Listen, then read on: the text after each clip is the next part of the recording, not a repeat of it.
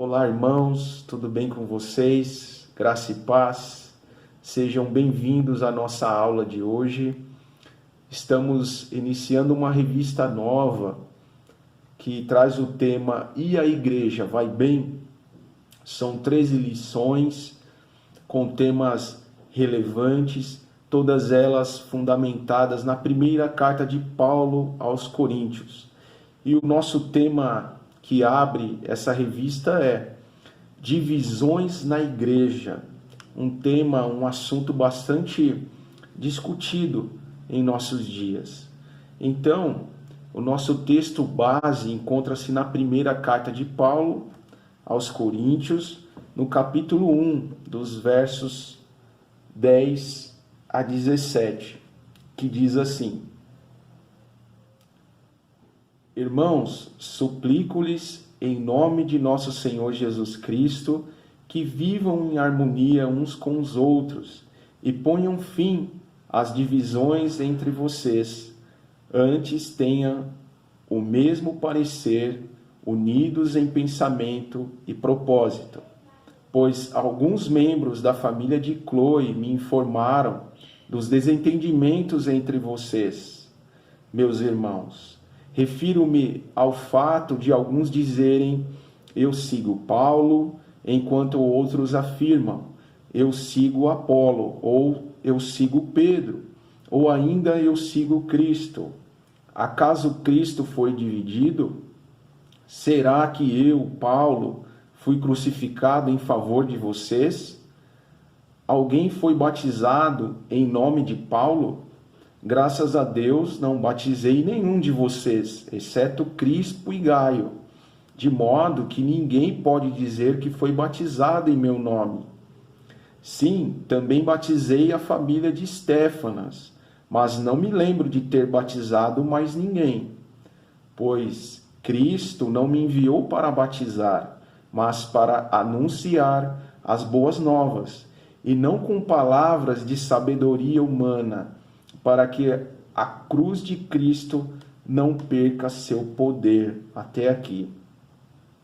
Então, irmãos, perceba que a carta de Paulo já inicia falando do tema acerca da divisão encontrada na igreja. Isso nos mostra que essa questão de divisão na igreja não é algo novo. E Paulo, como diz o texto, foi informado por uma família da igreja que estava ocorrendo divisões dentro da igreja dos Coríntios. Como ele diz, que uns diziam, eu sou de Paulo, eu sou do grupo de Paulo, eu sou do grupo de Apolo, eu sou do grupo de Pedro, eu sou de Cristo, e outros diziam isso. E Paulo, ele entra nessa questão da divisão e aponta a parte negativa que isso traz para a igreja. Então, o autor da nossa revista, ele começa a introdução dizendo, sua igreja vai bem? Então ele comenta, para alguns a igreja sempre está bem, para outros a igreja nunca está bem. Então é algo muito familiar para a gente, né? E algo também muito particular, algo muito subjetivo, essa pergunta. Então, a igreja perfeita, a igreja militante aqui na Terra, a igreja visível, ela sempre vai encontrar problemas. E ele chama a nossa atenção que nós iremos encontrar igreja perfeita somente na igreja triunfante, na igreja de Jesus, na igreja una, na igreja em que nós vamos estar reunidos juntamente com Ele. Então, irmãos, esse estudo, ele não é para desanimar você. Muito pelo contrário, quando nós olharmos para os pontos aqui da revista, ele vai animar você. Então, falar de divisão na igreja é um assunto muito delicado, é um assunto que requer muito cuidado, mas ele é essencial. ele é vital, ele é indispensável. Nós precisamos tratar, sim, desse assunto a fim de cooperar com a saúde da igreja. Então, uma das questões mais visivelmente presente nas igrejas hoje, que provoca instabilidade e que precisa ser superada, é sem dúvida o problema das divisões. Então isso nos mostra que a divisão na igreja, ela sempre ocorreu e ela sempre ocorrerá. Então já mostra para nós que toda a igreja, toda a comunidade que se reúne em nome de Cristo, ela ocorre divisões. Então, a igreja dividida, o que é isso? O autor diz, são igrejas cheias de grupinhos, igrejas que têm partidos, são de fácil percepção nos dias atuais. Ou seja, ninguém se intitula, eu sou do grupo A, B, C, isso é muito implícito, mas é notável. Então isso é notável. Isso também não é algo novo, né? Se nós lemos lá no período de Moisés, nós já vemos as famosas conversas de tenda, as panelinhas, os grupos se reuniam nas tendas e criticavam Moisés, falavam do trabalho que Moisés estava fazendo, a ponto de causarem divisões, dissensões naquele período. E aqui na igreja dos Coríntios é um outro exemplo. E nos nossos dias também isso ocorre de forma intensa. E quais são esses motivos que causam divisão na igreja? Então o autor diz que a forma de liturgia, por exemplo, as opções político-partidárias, as diferenças de idade, o estilo de liderança do pastor, a ênfase ministerial, questões teológicas e etc. Então são vários os motivos que causam divisão na igreja. Então nesse momento para pensar a respeito disso. Então a forma de liturgia, por exemplo. Então hoje existem várias vertentes, e isso eu quero me limitar ao campo reformado. Nós sabemos que a igreja cristã ela é muito ampla, mas pensa comigo no campo reformado, quantas vertentes existem hoje? Por conta de liturgia, por conta de questões políticas partidárias que não deveriam ocorrer, mas ocorre, e isso causa divisão dentro da igreja. A diferença de idade entre os membros, então causa uma divisão de grupos, o estilo de liderança do pastor, a ênfase ministerial, e tudo isso causa divisão. E por fim, as questões teológicas, que nós sabemos que há muita divisão em torno disso. Então, quando nós olhamos para o cenário atual das igrejas, nós precisamos se voltar para o que está escrito lá em Marcos, capítulo 3, versículo 24, que o próprio Senhor Jesus, ele nos adverte em relação a isso. Ele diz, se um reino estiver dividido contra si mesmo, tal reino não pode subsistir. Então o próprio Senhor Jesus, ele nos alerta, se um reino estiver dividido contra si mesmo, ele não pode avançar, ele não pode subsistir. Então, não seria essa a razão pela qual a igreja muitas vezes parece estar inerte, parece ser irrelevante, parece não fazer diferença alguma, tanto internamente como fora dela? Então, irmãos, nós precisamos olhar com muito cuidado, com muita sensibilidade para isso. E como mencionei no início, esse tema ele é muito relevante. E o autor da revista diz que essa pergunta ela é muito simples, mas a resposta é difícil. E a igreja vai bem? Então, e nesse contexto da carta aos Coríntios, como nós lemos no texto base, um grupo dizia que pertencia a Paulo, outro a Apolo, outro a Pedro, outro pertencia a Cristo. Vamos entender melhor isso? Então, o grupo de Paulo, quem era? Isso dentro da mesma igreja. Era o grupo dos gentios, ou seja, nós sabemos que Paulo, ele foi aquele que pregou o evangelho para os gentios. Então esse grupo, eles tinham uma identidade com Paulo, ele se identificava com o estilo de pregação de Paulo. Então Paulo, ele pregava o quê? Ele pregava o fim da lei e a liberdade cristã. Mas esse grupo, eles estavam confundindo as coisas. Nós sabemos que a liberdade que nós temos em Cristo, ela tem limites.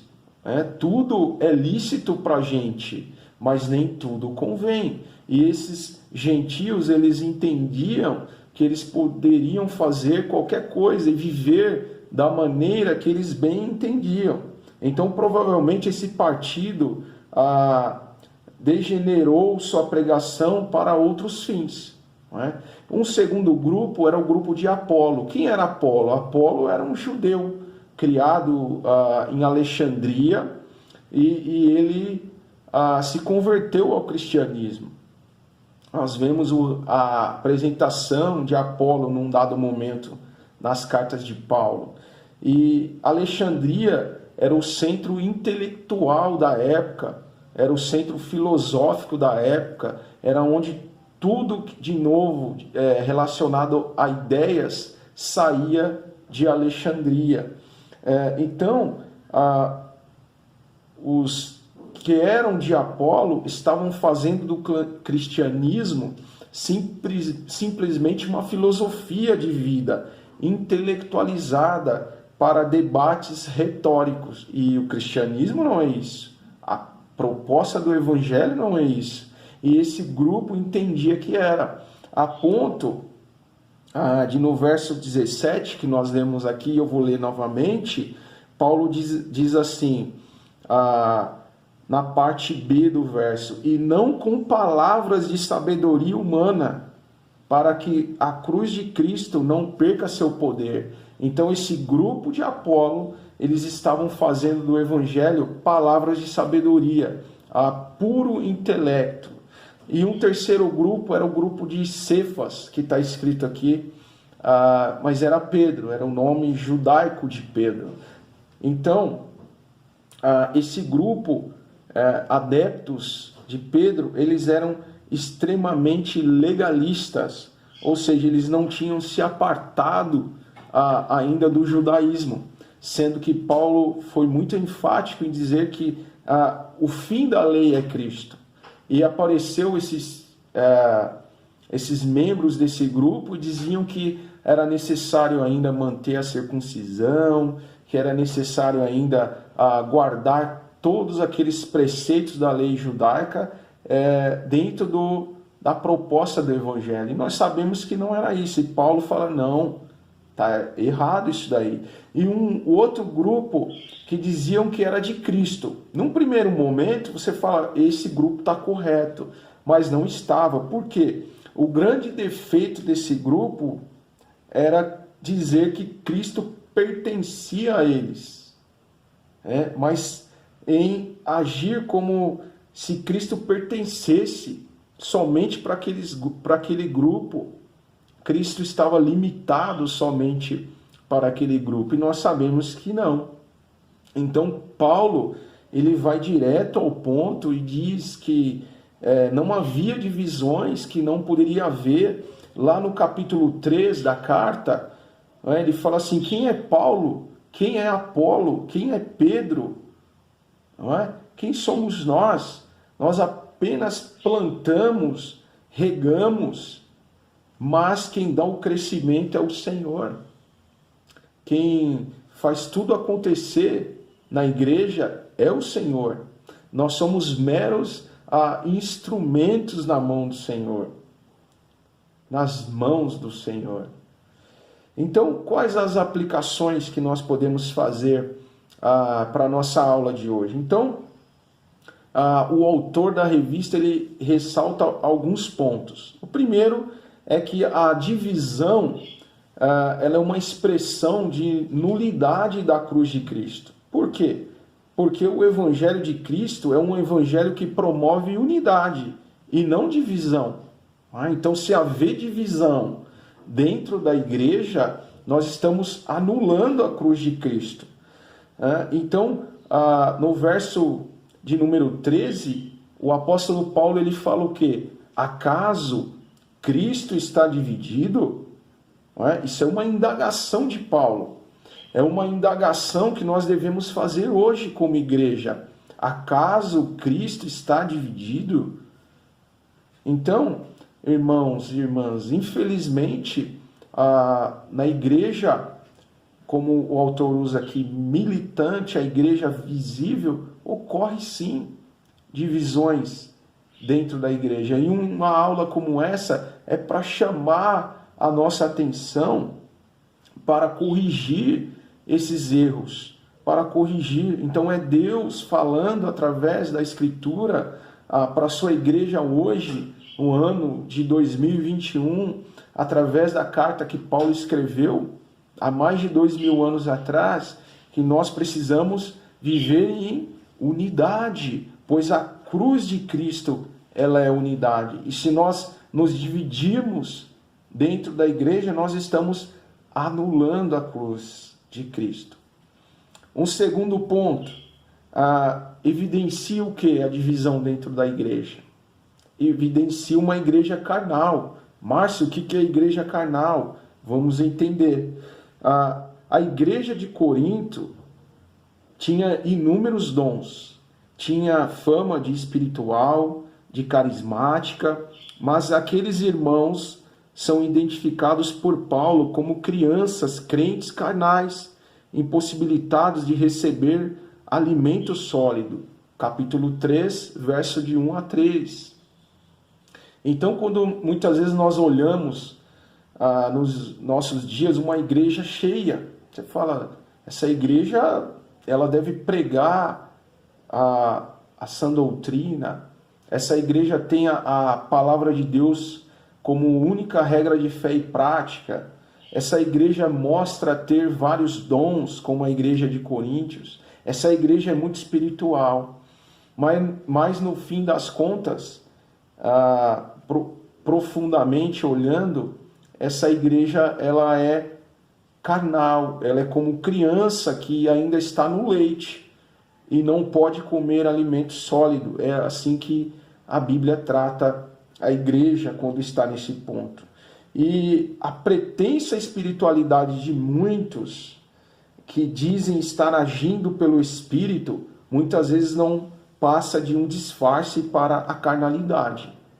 Forte essa abordagem do autor, não é mesmo? Então eu quero ver com vocês aqui nesse segundo ponto, nos nossos dias, por exemplo, 3 características de igrejas que nós podemos encontrar hoje, já em termos de divisão. Então nós muitas vezes olhamos, principalmente hoje com a ascensão da internet, nós clicamos ali no YouTube, nos aparece uma lista, uma gama enorme de igrejas que ofertam cultos, de certa forma é muito normal, mas ali a gente consegue perceber que cada grupo tem uma característica. Então alguns são carismáticos, outros são legalistas, fundamentalistas, outros são intelectuais.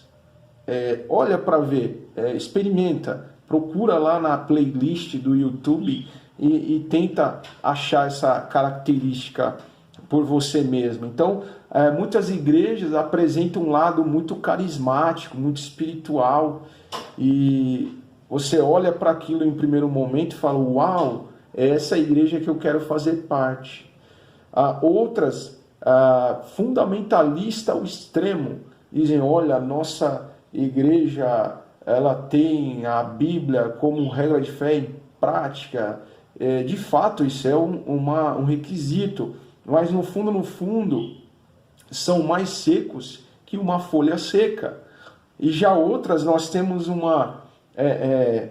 aspecto muito intelectual, e isso tem atraído muita gente, tem deixado o espiritual de lado, tem deixado de olhar para o transcendente e olhado apenas para o intelecto. E nós voltamos aqui para o verso 17 que diz que é não somente com palavras que consiste o reino de Deus. Então há uma fusão entre o espírito, entre a alma, entre o intelecto, entre a razão. Então Cristo está em tudo e em todos, por meio de todos, e não está limitado somente ao intelecto. Então isso é uma verdade que nós devemos olhar nessas divisões. Isso já caracteriza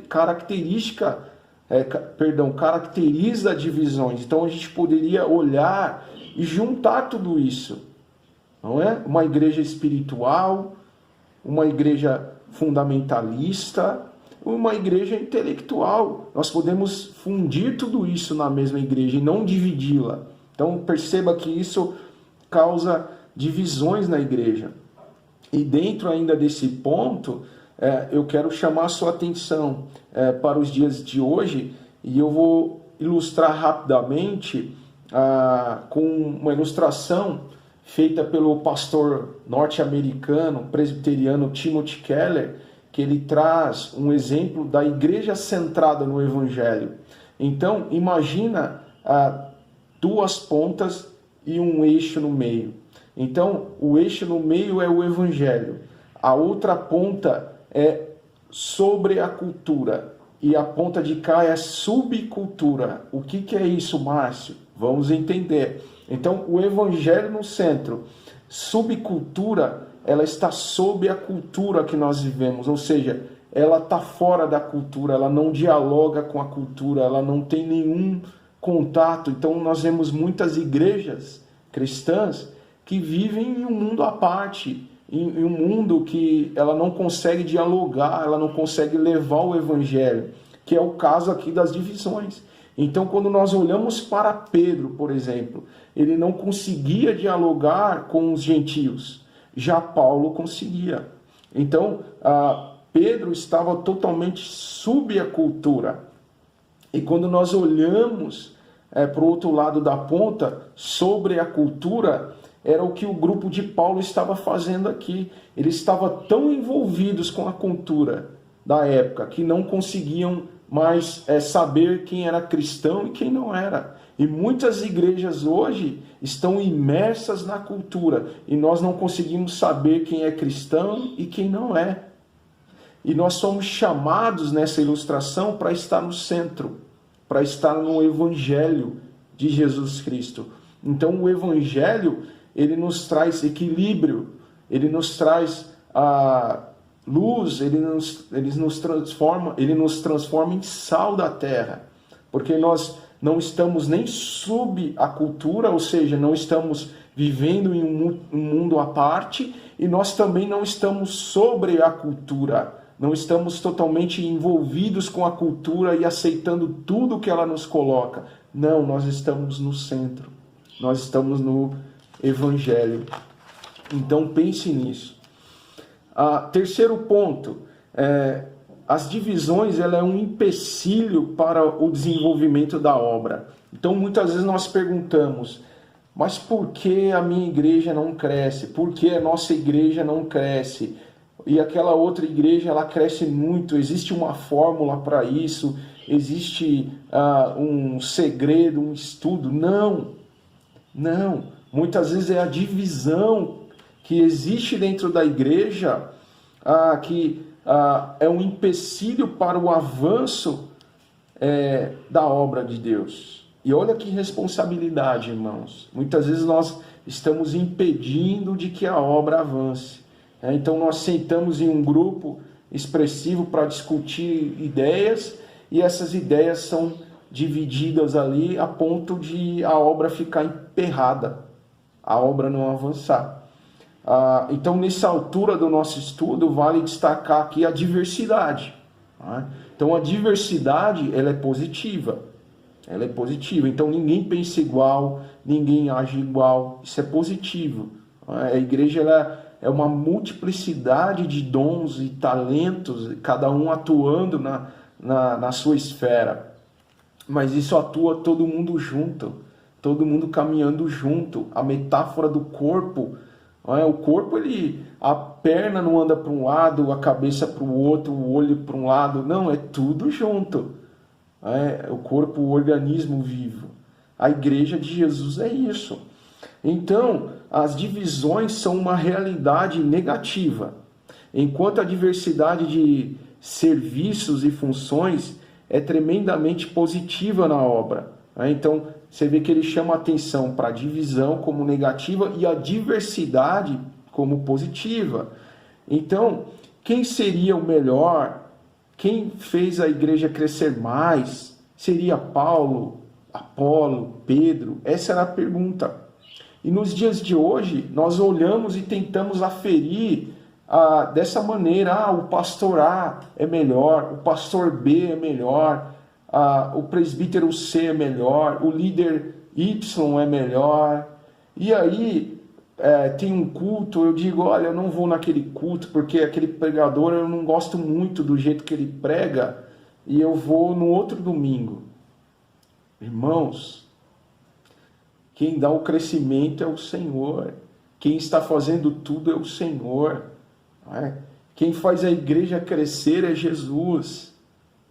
E não os instrumentos. E Paulo é enfático em dizer: a carnalidade daqueles irmãos fazia aflorar o sentimento partidarista e impedia-lhes de ver a obra como um todo. E Paulo, Apolo e Cefas como co-participantes de uma mesma obra. Então todos estão envolvidos na mesma obra, todos estão na mesma sintonia, e não cada um fazendo o seu trabalho. Então quando nós olhamos para a comunidade local, por exemplo, ela é um corpo em movimento, ela não é um corpo separado. Então é todos atuando e caminhando para que a obra de Deus se desenvolva. E muitas vezes nós somos responsáveis em impedir a obra de Deus em avançar, por conta da divisão. E quarto e último ponto que a revista trata: as divisões, ela elimina o sentimento de comunhão, sendo que nós somos chamados para estar em comunhão com o Pai, com o Filho, com o Espírito Santo, e somos chamados a estar em comunhão com os irmãos. A comunhão é um requisito indispensável da igreja de Cristo.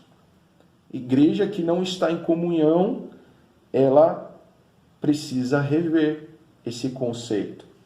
Então, o autor da revista chama a atenção para o seguinte: como é possível estarem duas pessoas ligadas ao mesmo Deus e ao mesmo tempo serem inimigas? Ele faz essa pergunta. Aí eu me lembro daquelas duas senhoras que Paulo chama a atenção, uma chamada Evódia e a outra Sintique, que ele fala: entrem em um acordo no Senhor. Nós não sabemos o motivo, mas elas estavam em desacordo. E aí Paulo rapidamente chama a atenção delas.